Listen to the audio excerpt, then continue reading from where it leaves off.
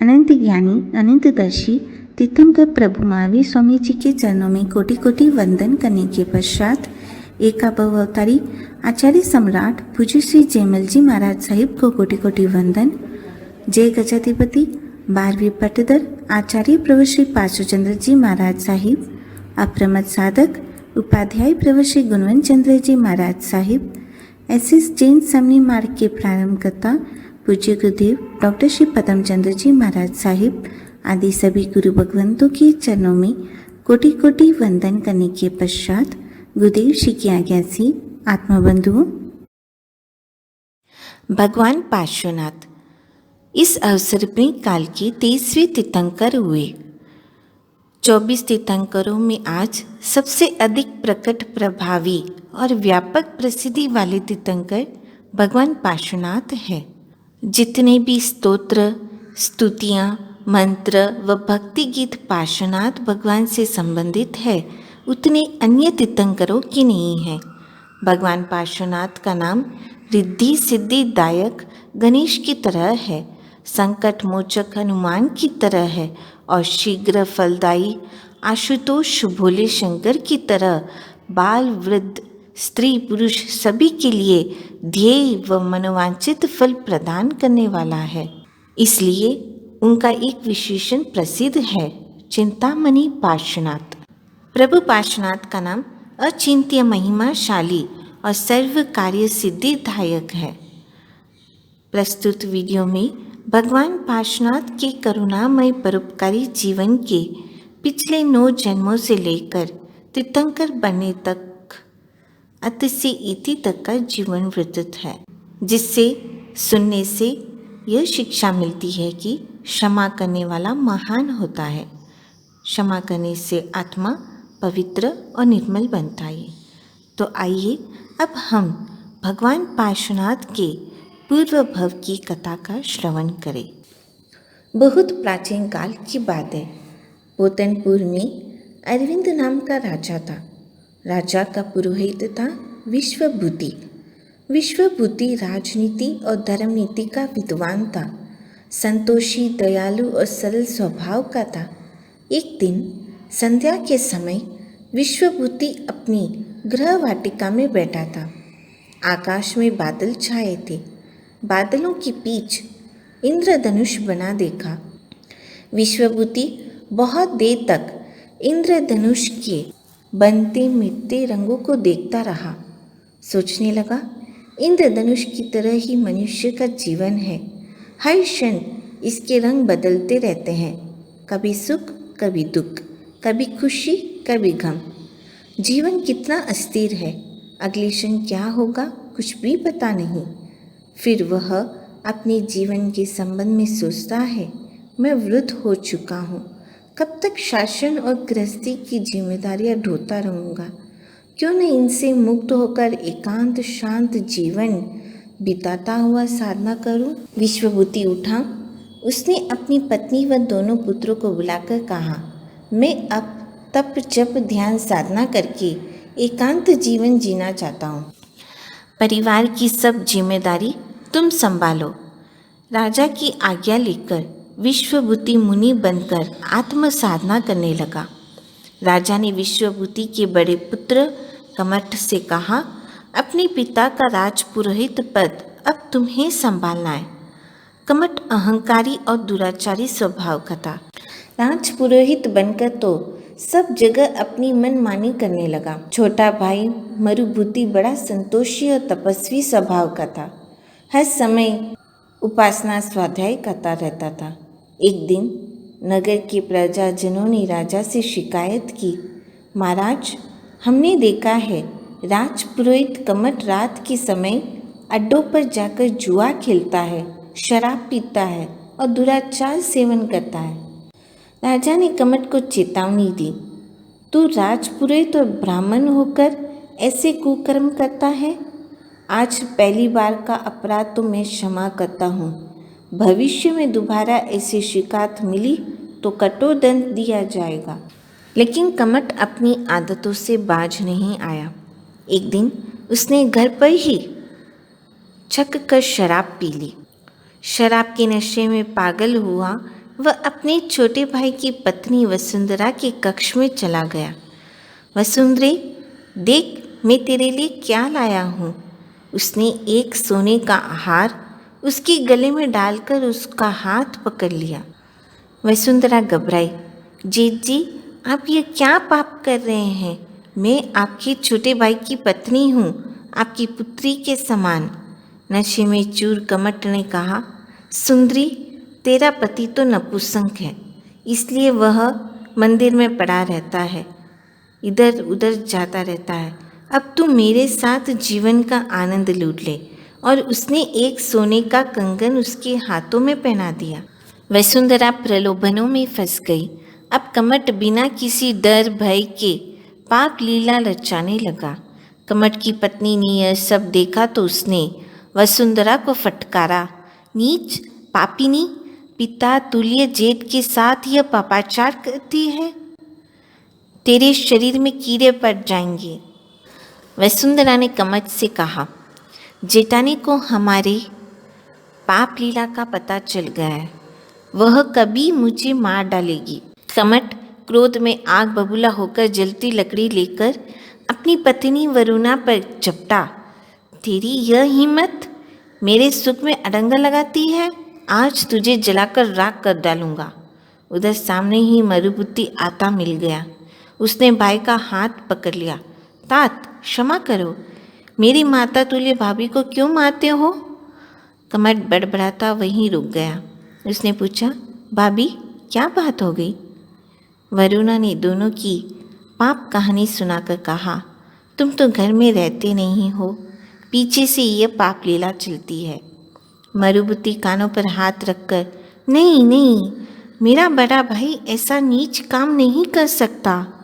वरुणा के बार बार कहने पर मरुभूति बोला, मैं कानों सुनी बात पर विश्वास नहीं करता, आंखों से देखकर ही कोई निर्णय लूँगा। विश्वास न हो तो अपनी आंखों से देख लेना। मरुभूति ने एक दिन पत्नी से कहा, मुझे दूसरे नगर में पूजा करवाने जाना है, 4-5 दिन के लिए बाहर जा रहा हूँ। गांव के बाहर जाकर उसने सन्यासी का वेश बनाया। सायंकाल कमट के घर आकर पुकारा, मैं तीर्थ यात्रा करता हुआ यहाँ आया हूँ, रात पर ठहरने का स्थान चाहिए। कमट, बाबा घर के बाहर बरमादे में रात भर ठहर जाओ। मरुभूति बरमादे में ठहर गया। पति को बाहर गया जानकर वसुंधरा कमट के साथ खुल्लम खुल्ला पाप क्रीड़ा करने लगी। मरुभूति ने छुपकर यह सब देख लिया। उसके मन में बहुत ग्लानि हुई, आंखें बंद कर ली। सोचा, जब अपने घर में ही यह पाप पल रहा हो तो किससे शिकायत करूं? आखिर उससे रहा नहीं गया। जाकर राजा से कहा, महाराज, जिस बड़े भाई को मैं अपने पिता समान समझ रहा था वह ऐसा नीच कर्म कर रहा है, इस पापाचार को रोकिए। राजा अरविंद को बहुत क्रोध आया। राजा ने कमट को बुलाकर फटकारा, दुष्ट नीच, प्रजा की बातें सुनकर मैंने तुझे दंड नहीं दिया, अब तो तूने सभी मर्यादा तोड़ डाली। फिर दंडाधिकारी को बुलाया। ब्राह्मण है इसलिए इसे मृत्यु दंड नहीं दिया जा सकता है, इसका काला मुंह करके नगर के बाहर निकाल दो। इस दुष्ट नीच ने अपनी अनुज वधू के साथ दुराचार किया है, इसलिए नगर से बाहर निकाला जा रहा है। लोग उस पर थूकने लगे। धिक्कार है इस पापी को। अपनी इस दुर्दशा से कमट को बहुत आत्मग्लानि हुई, साथ ही मरुभूति पर क्रोध आया। उस दुष्ट ने राजा से शिकायत करके मुझे दंड दिलाया, मैं इसका बदला अवश्य लूँगा। दुखी होकर सोचता है, अब मैं किसी को मुंह दिखाने लायक नहीं रहा, वन में तप करके ही अपना जीवन पूरा कर दूंगा। वन में भटकते हुए उसने तापसी दीक्षा ले ली। अपने बड़े भाई की बदनामी और दुर्दशा देखकर मरुभूति का मन भी दुखी हुआ। अपने आप पर पश्चाताप हुआ, मैंने अपने भाई की शिकायत राजा से की, यह अच्छा नहीं किया, मेरे कारण ही मेरा भाई जंगल में चला गया। एक दिन मरुभूति का मन भाई के लिए बहुत पछताने लगा। अब मुझे भाई के पास जाकर क्षमा मांगनी चाहिए, मेरे कारण ही भाई की आज यह दुर्दशा हुई है, भाई से भी ज़्यादा मैं दोषी हूँ। मरुभूति ने राजा से अपने मन की बात कही। राजा ने कहा, अब उस दुष्ट का मुंह भी मत देखना। ऐसे नीच कर्म का तो इससे भी कठोर दंड मिलना चाहिए था, किंतु मरुभूति का मन नहीं माना। चुपचाप वह जंगल में भाई से क्षमा मांगने चला गया। एक पहाड़ी के ऊपर कमट सूर्य के सामने खड़ा तप कर रहा था। मरुभूति ने देखते ही पुकारा, भ्रात, मुझे क्षमा कर देना, मेरी भूल हुई, मेरे कारण ही आपको यह कष्ट भोगना पड़ा। हाथ जोड़कर मरुभूति आकर कमट के चरणों में गिर गया। उसकी आंखों से पश्चाताप के आंसू बह रहे थे। मरुभूति को देखकर कमट आग बबूला हो उठा। दुष्ट, पहले गांव देखकर फिर उस पर पट्टी बांधने आया है? ढोंगी, पाखंडी, तू मेरा भाई नहीं है, शत्रु है। क्रोध में भान भूले कमट ने एक पत्थर की शिला उठाकर मरुभूति के सिर पर पटक दी। मरुभूति का सिर फट गया, खून की धारा बहने लगी। मरुभूति उठने की चेष्टा करने लगा तो फिर दूसरी बार शिला उठाकर उस पर प्रहार किया। मरुभूति सिसकता तड़पता मर गया। मरुभूति की हत्या करके भी कमट का क्रोध शांत नहीं हुआ। प्रतिशोध की भावना से जलते उसने मरुभूति के मृत शरीर को ठोकर मारकर पर्वत से नीचे गिराया और मन में संकल्प किया, इस दुष्ट ने मुझे अपमानित कराया है, अगले जन्म में फिर इसका बदला लूंगा। एक दिन पोतनपुर में समंतभद्र नाम के ज्ञानी आचार्य पधारे। अरविंद राजा ने गुरु का उपदेश सुना तो उसमें भी वैराग्य हो गया। गुरुदेव, मुझे भी आत्म कल्याण का मार्ग बताइए। आचार्य का उपदेश सुनकर राजा ने अपने पुत्र को राज्य सौंपकर दीक्षा ले ली। गुरु के पास ज्ञानार्जन कर तपस्या करने लगा। एक दिन सागर सेठ बोला, आप भी हमारे साथ चलिए। अरविंद मुनि साथ के साथ चलते चलते एक विक्षण जंगल में पहुंच गए। सेठ ने कहा, महाराज, यहाँ पर सुंदर विशाल सरोवर है, अनेक सघन वृक्ष है, हम कुछ दिन यहाँ विश्राम करना चाहते हैं। एक दिन हाथियों का झुंड सरोवर पर पानी पीने आया। युद्धपति हाथी ने दूर बहुत से तंबू आदि देखे। मनुष्य को घूमते देखा। उसने सोचा अवश्य कोई राजा हाथियों को पकड़ने के लिए यहाँ आकर ठहरा है। युद्धपति को क्रोध आया, ये दुष्ट मनुष्य हमें पकड़ने के लिए अपने जाल फैलाए, उससे पहले ही इन्हें नष्ट कर देना चाहिए। उसने जोर की चिंगार मारी। सभी हाथी सावधान हो गए और तंबुओं की तरफ दौड़ने लगे। क्रोध में आए हाथी सूंडों से वृक्षों को उखाड़ते, पांव से पत्थरों को ठोकर मारते, तंबुओं पर टूट पड़े। तंबुओं में ठहरे यात्री इधर उधर भागने लगे, चीखने चिल्लाने लगे। सुरक्षा कर्मियों ने हाथियों पर तीर छोड़े, परंतु हाथी दल रुका नहीं। चारों तरफ भूचाल सदृश उपस्थित हो गया। अरविंद मुनि ने सोचा, यह जनसंहार क्यों कर रहा है? यात्रियों की रक्षा करने वह स्वयं उठे और जिधर हाथियों का दल आ रहा था उधर जाकर कौशल ध्यान करके खड़े हो गए। भयभीत यात्री जान बचाने के लिए मुनिराज के पीछे खड़े हो गए। मुनि के तपोबल का प्रभामंडल रक्षा कवच बनकर हाथियों के सामने खड़ा हो गया। क्रोध में चिंगारते, सूंड उछालते हाथी वहीं पर रुक गए। युद्धपति हाथी आगे आया, सबको आगे बढ़ने का आदेश देने लगा। रुक क्यों गए? बढ़ो, इन्हें भगा दो, मार डालो। परंतु कोई भी हाथी आगे नहीं बढ़ा। युद्धपति ने जैसे ही सामने खड़े अरविंद मुनि को देखा तो वह भी पत्थर की तरह स्तब्ध हो गया। उसने चिंगार मारी, सूंड उछाली, जमीन पर पांव पटके, परंतु आगे एक कदम भी नहीं बढ़ा सका। उसने हाथियों को आदेश दिया, शांत हो जाओ, उपद्रव बंद करो। सोचने लगा, यह तपस्वी कौन है, क्यों हमें रोक रहा है? तभी ध्यान पूरा होने पर मुनि ने हाथ ऊंचा उठाया, हे युद्धपति, क्रोध शांत करो, क्षमा करना सीखो, मुझे पहचानो, खुद को पहचानो। तुम पिछले जन्म में मरुभूति थे और मैं हूँ राजा अरविंद। अपने पूर्व संबंधों को याद करो। मुनि की वाणी सुनकर युद्धपति गहरे विचार में डूब गया। उसे जाति स्मरण ज्ञान हुआ। पिछला जन्म चित्रों की तरह उसकी स्मृति में उभरने लगा। अरे, मैं मरुभूति हूँ। यह मेरे उपकारी महाराज अरविंद है। ये सब यात्री अष्टापद की वंदना करने जा रहे हैं।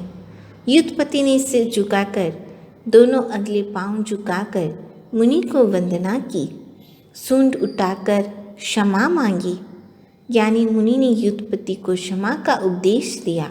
कहा, पूर्व जन्म में तू तत्वज्ञ ब्राह्मण था, श्रावक था, सब जीवों पर दया और प्रेम भाव रखता था, किंतु मरते समय भय कमट के प्रति क्रोध आ जाने से मरकर हाथी बना है। अब क्रोध त्याग, क्षमा, सहनशीलता, दया और करुणा भाव बढ़ा। हाथी ने अपना पूर्व भाव जाना तो उसने बार बार मुनिराज से क्षमा मांगी। सातवा के समक्ष सूंड उठाकर अपने अपराध की क्षमा मांगी। मैंने आपको कष्ट दिया, क्षमा करें। मुनि से प्रतिबोध पाकर युद्धपति ने संकल्प लिया, अब मैं पुनः अपने श्रावक धर्म का पालन करूंगा। किसी पर क्रोध नहीं करूंगा, किसी को कष्ट नहीं दूंगा। सभी कह रहे थे, आज तो मुनिराज के तपोबल से हम सबकी प्राण रक्षा हुई है। कुछ कह रहे थे, आज हमें संतों का दिव्य प्रभाव प्रत्यक्ष देख लिया।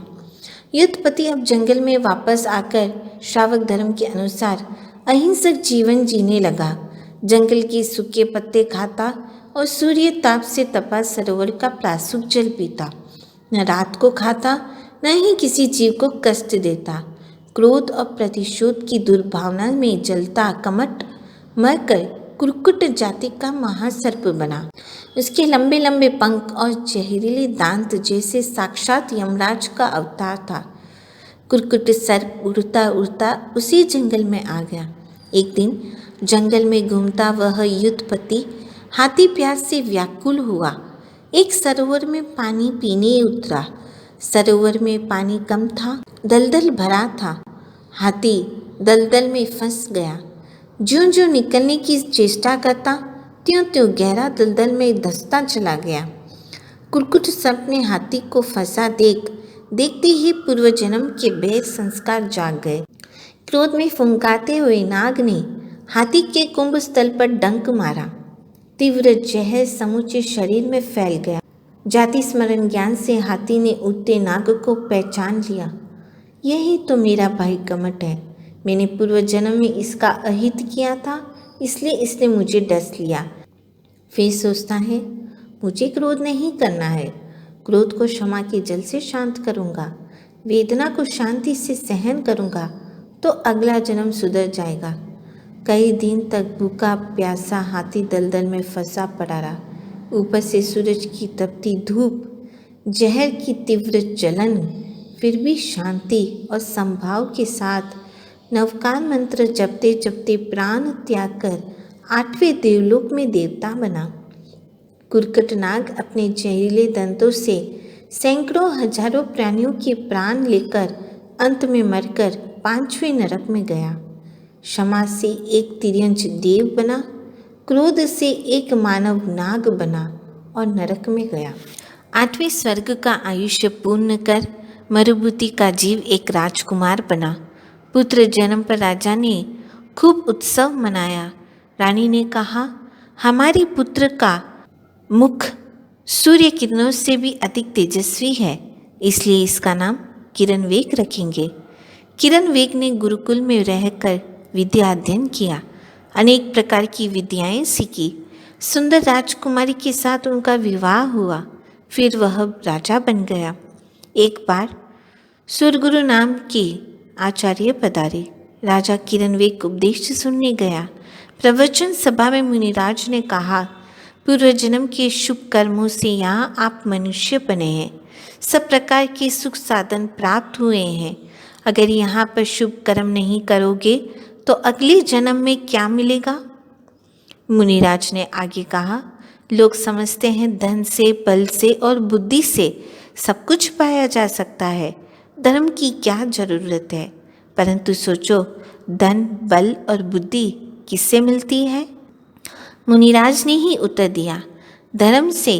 तप, जप, दान आदि शुभ कर्मों से ही यह तीनों चीज मिलती है और यह सब इसी मनुष्य जन्म में ही हो सकता है।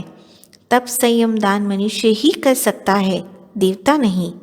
मुनिराज का उपदेश सुनकर राजा ने दीक्षा ग्रहण कर ली। शास्त्र अध्ययन कर मुनि किरणवेग अनेक प्रकार की कठोर करते हुए विचरने लगे। एक बार मुनि के मन में आया, अब वेतारे गिरी पर जाकर कौसक करो। मुनि वेतारे पर्वत पर आए। एक वृक्ष के नीचे कौसक प्रतिमा धारण कर खड़े हो गए। अनेक वर्ष बीत गए। सर्दी, गर्मी, वर्षा के बीच मुनि पत्थर की प्रतिमा की तरह ध्यान में स्थिर खड़े रहे। कुरकुट नाग मरकर नरक में गया था। वहां से निकल वह इसी पर्वत पर एक भयंकर विषधर सर्प बना। एक दिन उस नाग ने मुनि को ध्यान में खड़ा देखा तो उसके भीतर क्रोध और वैर की तीव्र ज्वाला जलने लगी। सांप ने मुनि को पूरे शरीर पर आंटे लगा लिए, स्थान स्थान पर डंक मारे। बार बार डंक मारकर मुनि के शरीर को छलनी बना दिया। तीव्र जहर की वेदना से भी मुनि शांत खड़े रहे। सोचने लगे, यह नाग मेरा शत्रु नहीं, मित्र है। इसके कारण ही मुझे आज वेदना सहने का अवसर मिला है। मैं संभाव के साथ इस पीड़ा को सहन करूंगा तो शीघ्र ही मेरे कर्मों का नाश हो जाएगा। समता भाव के साथ देह त्याग कर मुनि किरणवेग 12वें देवलोक में देव बने। विषधर नाग एक दिन दावानल में जल गया, मरकर छठी नरक में गया। मरुभूति का जीव महाविदय की शुभंकरा नगरी में एक राजकुमार बना। बालक का शरीर अत्यंत बलिष्ठ और वज्र जैसा सुदृढ़ होने के कारण उसका नाम वज्रनाभ रखा गया। छोटी सी आयु में ही वज्रनाभ बहुत ही बलिष्ठ और ताकतवर दिखाई देता था। कुछ बड़ा होने पर राजकुमार को विद्या अध्ययन हेतु गुरुकुल में भेजा गया। वह शीघ्र ही 64 कलाओं में निपुण हो गया। बालक वज्रनाभ विद्या अध्ययन पूर्ण करके नगर वापस लौट आया। तरुण होने पर माता पिता ने कहा, अब हम दोनों संसार त्याग कर दीक्षा लेना चाहते हैं, किंतु इससे पहले 2 काम तुझे करने हैं। वत्स, तुम विवाह करके हमारा कुल चलाओगे, राज्य भार संभाल कर प्रजा का पालन करोगे। यह 2 काम तुम्हें करने हैं। माता पिता की आज्ञा स्वीकार है, वज्रनाभ बोला। वज्रनाभ का विवाह हुआ, फिर राज तिलक हुआ। राजा रानी ने दीक्षा लेकर अपना कल्याण किया। वज्रनाभ को एक पुत्र हुआ। पुत्र योग्य होने पर वज्रनाभ ने कहा, वत्स, हमारी कुल परंपरा के अनुसार अब यह राज्यभार तुम ग्रहण करो, हमें दीक्षा लेने की आज्ञा दो। उसी समय उद्यान पालक ने आकर सूचना दी, उद्यान में शेमनकर तीर्थंकर पधारे हैं। वज्रनाभ बोला, सचमुच में मैं भाग्यशाली हूँ, मेरा संकल्प सफल होने का अवसर आ गया है।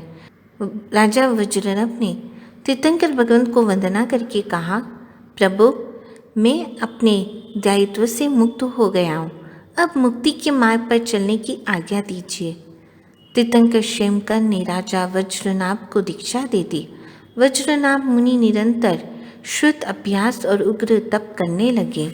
एक दिन वज्रनाभ मुनि की इच्छा हुई, सुकच विजय में भी तीर्थंकर भगवान विचर रहे हैं, वहां जाकर उनको दर्शन करूं। आकाश मार्ग से उठकर मुनि सुकच विजय में पहुंचे। तीर्थंकर भगवान के दर्शन किए। भगवान ने देशना में कहा, कौसक सब दुख विमुखनो, कौसक सब दुखों से मुक्ति दिलाता है। मुनि ने सोचा, प्रभु ने कायोत्सर का महान फल बताया, मैं कौसक करूं। मुनि पर्वत की गुफा के पास जाकर कायोत्सर करने लगे। कमट का जीव सर्प योनि से मरकर नरक में गया था। वहां से निकलकर वह इसी जंगल में भील बना था। जंगल के जीवों को मारकर वह अपनी जीविका चलाता था। एक दिन वह भील शिकार करने उधर आया। रास्ते में मुनि मिले। भील को क्रोध आया, अरे मुंडे सिर वाला सामने मिल गया, अब शगुन हो गया, आज शिकार नहीं मिलेगा। मुनि की तरफ देखने से मन में पूर्व भोग का वैर संस्कार जगा। पहले इस दुष्ट अपशकुनी का ही शिकार कर लूं। बिल ने अपना विष बुझा तीर मुनि की छाती पर फेंका। तीर चुभते ही मुनि के शरीर से खून के फुवारे छूट गए और धड़ाम से भूमि पर गिर पड़े। गिरते गिरते मुनि के मुंह से निकला नमो जिनानम। बिल खुशी से नाचने लगा। आहा, बड़ा मजा आया, पहला शिकार अच्छा मिला। मुनि भूमि पर गिर पड़े। वेदना से शरीर जलने लगा, फिर भी शांत और प्रसन्न थे। अपने ज्ञान बल से देखा, अरे यह तो वही कमट का जीव है। मैंने इसका अपकार किया था, इसी कारण आज इसने मुझे कष्ट दिया। फिर मुनि सोचने लगे, इसने जो किया वह मेरे लिए अच्छा ही हुआ। कर्मों की निजरा हो रही है, पुराने कर्मों का कर्ज चुक रहा है। मुनि उठकर बैठ गए। शरीर से रक्त की धारा बह रही थी, परंतु मुनि शरीर की ममता से मुक्त होकर आत्मभाव में स्थिर हो गए। अरिहंतों को नमस्कार, सिद्ध भगवंतों को नमस्कार। अब मेरा जीवन दीप बुझने वाला है। मैंने आज तक प्रमादवश जो कोई भूल की हो, असद विचार किया हो, उसका तस्मिच्छामि दुक्कडम। अरिहंत सिद्ध प्रभु की साक्षी में, अपनी आत्मा की साक्षी में मैं जीवन पर्यंत अनशन व्रत ग्रहण करता हूँ, समस्त जीवों से क्षमापना करता हूँ।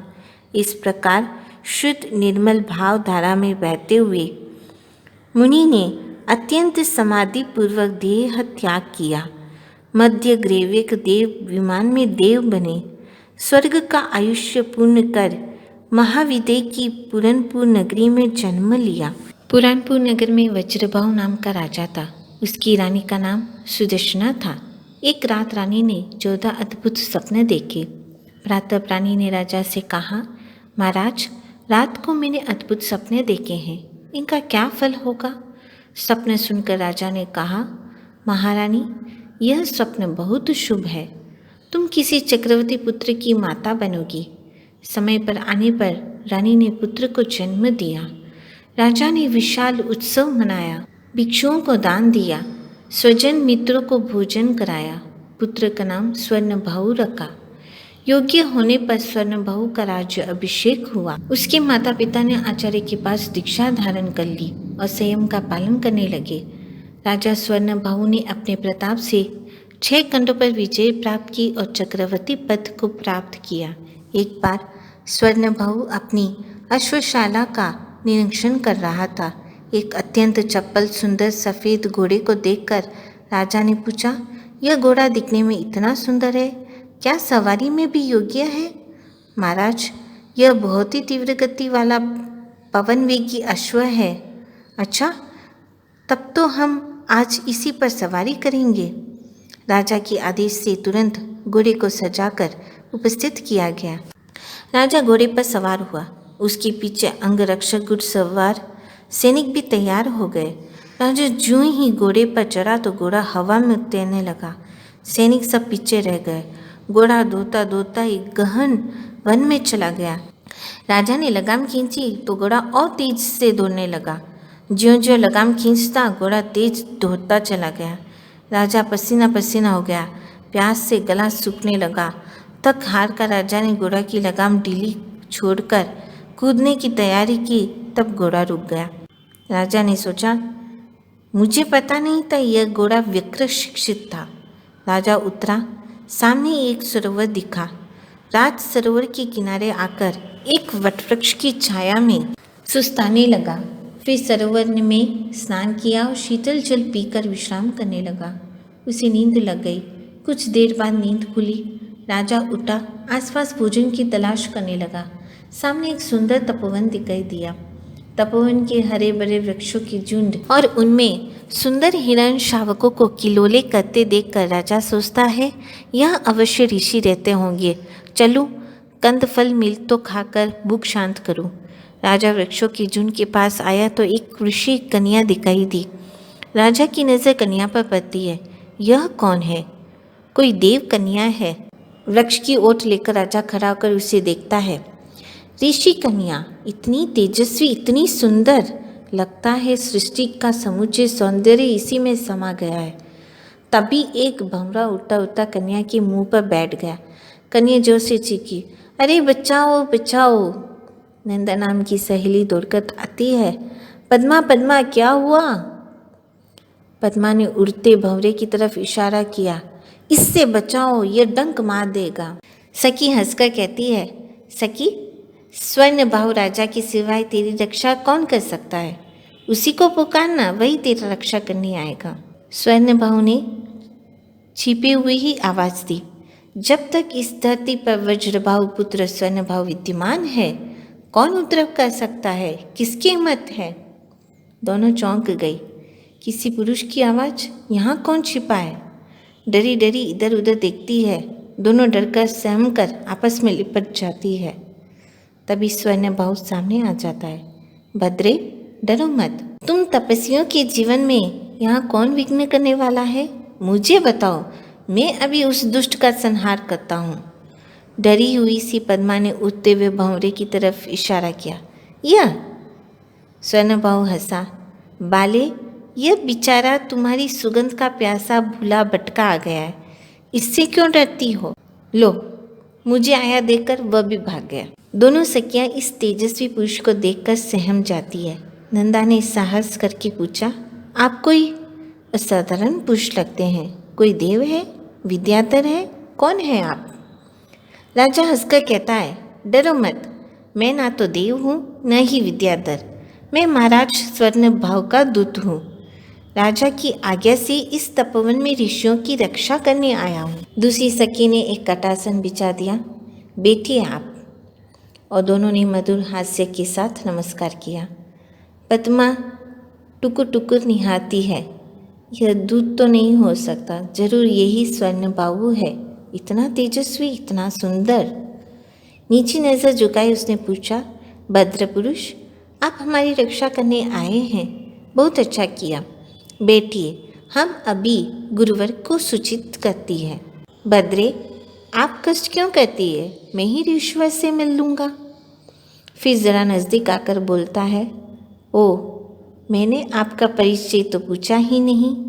पद्मा मुस्कुराकर नीचे देखने लगी। सहेली बोली, भद्र पुरुष, यह ऋषि कन्या लगती है ना? परंतु यह ऋषि कन्या नहीं, राजकन्या है। ओह, यही तो इनकी सहनशीलता और सुंदरता ही बताती है।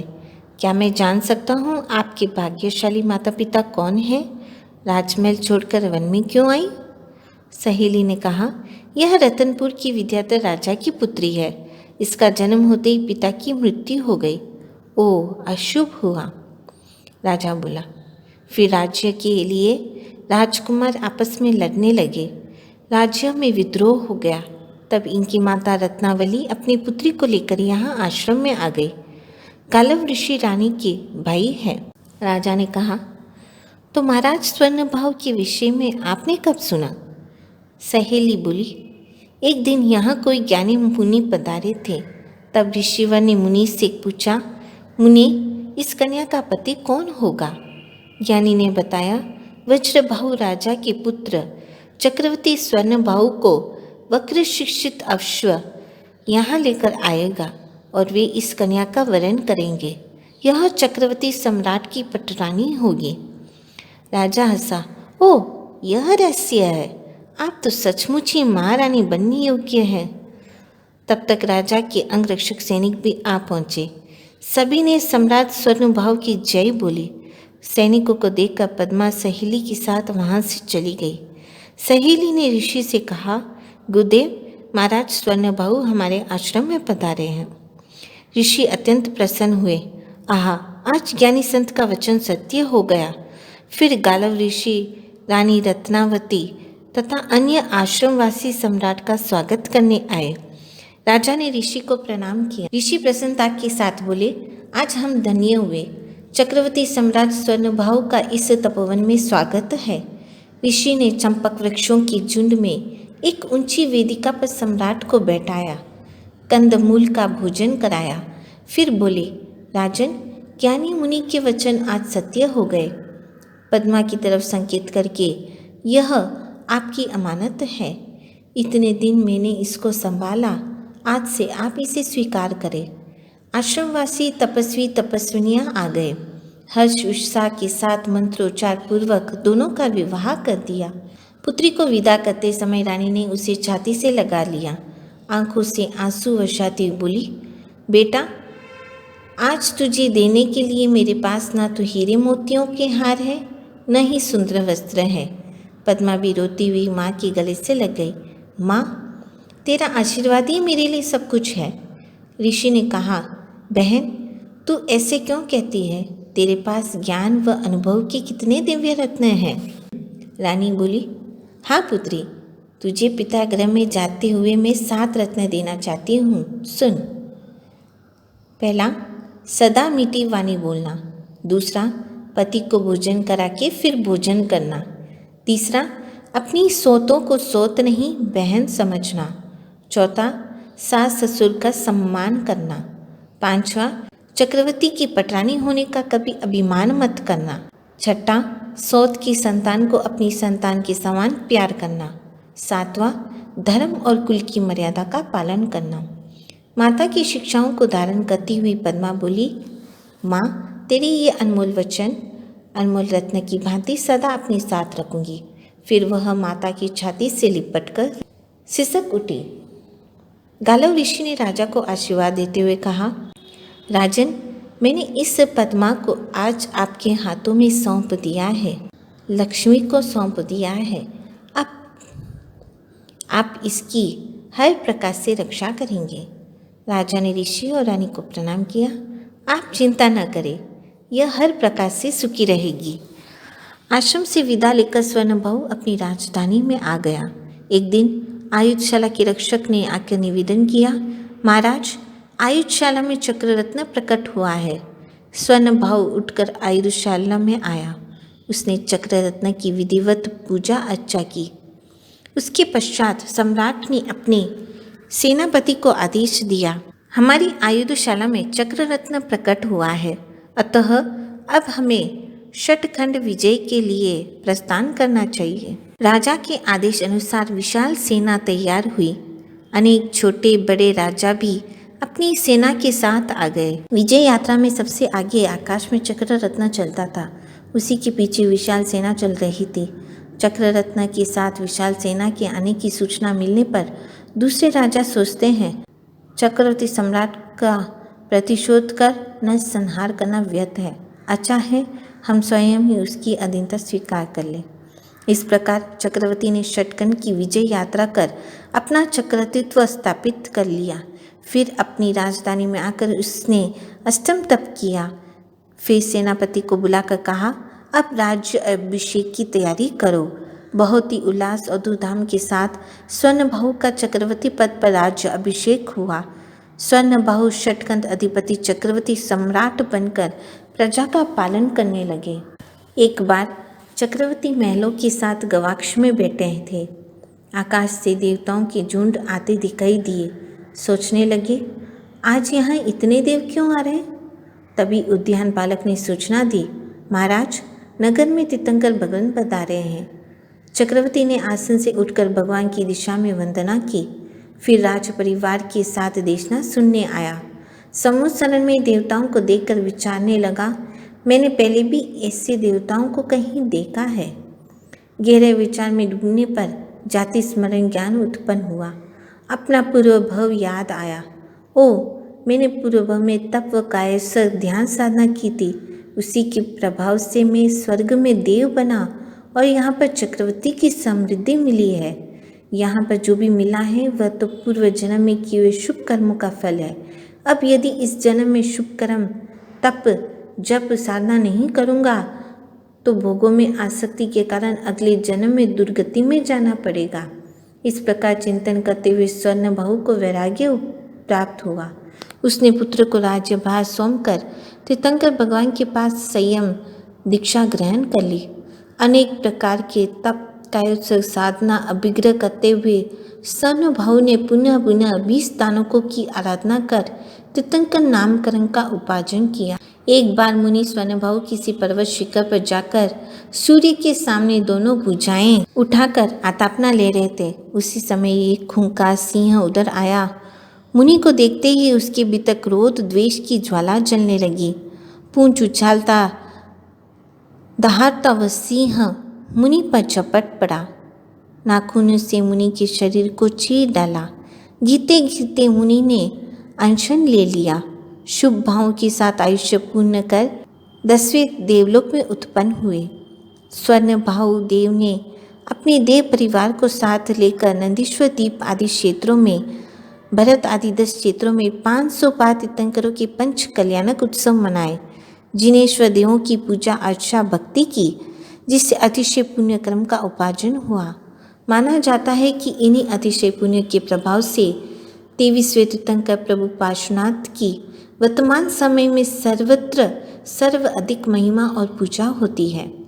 एक समय स्वर्णभाव देव ने जाना कि अब मेरे आयुष्य केवल 6 मास शेष रह गया है। यहाँ से मैं वाराणसी नगरी में माता वामा देवी के पुत्र रूप में जन्म लूँगा। मेरे जन्म से माता को कैसा अनुभव होगा, जरा देखूं। कुतूहलवश देव एक सुंदर सलोने श्याम बनी शिशु का रूप बनाकर माता के सामने आए।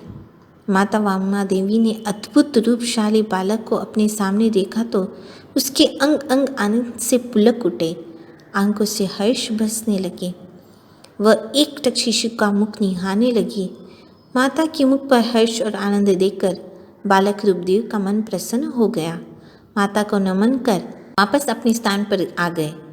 6 मास बाद 20 सागरोपम का उत्कृष्ट आयुष्य पूर्ण कर चेतवदी बारस को प्रणत नामक 10वें देवलोक से च्यवन किया।